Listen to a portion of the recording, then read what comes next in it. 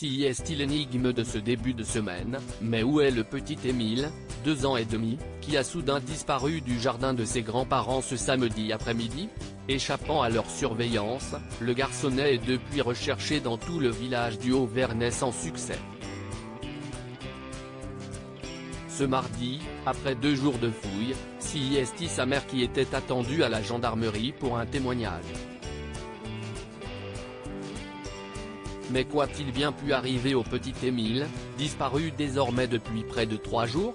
Le petit garçon, qui n'a que 2 ans et demi, s'est volatilisé, échappant un instant à la surveillance de ses grands-parents alors qu'ils se trouvaient dans leur village du Vernay, Alpes de Haute-Provence, samedi 8 juillet. L'émotion est vive depuis alors que les recherches sont acharnées du côté des enquêteurs.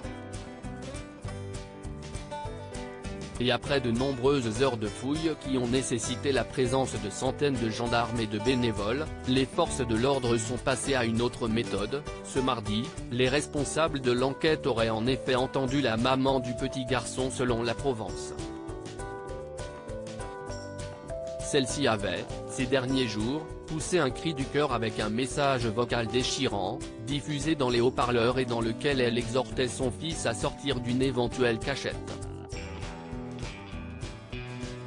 Peut-être souhaitait-il entendre à propos d'un message diffusé sur Facebook, comme le rapportent nos confrères de la Dépêche, qui faisait référence à une apparition mystique dans la montagne et qui lui serait attribuée. En tout cas, la jeune femme, fervente croyante comme son mari, n'est pas la seule à avoir été entendue. Dans un village entièrement bouclé pour les recherches, la section de recherche de la gendarmerie de Marseille a auditionné plusieurs personnes et ratissé les maisons à la recherche de preuves. Une piste privilégiée. Il faut dire que ce mardi 11 juillet, Europe 1 annonçait qu'une piste a bien été privilégiée, celle d'un accident suivi de la dissimulation du corps du petit Émile.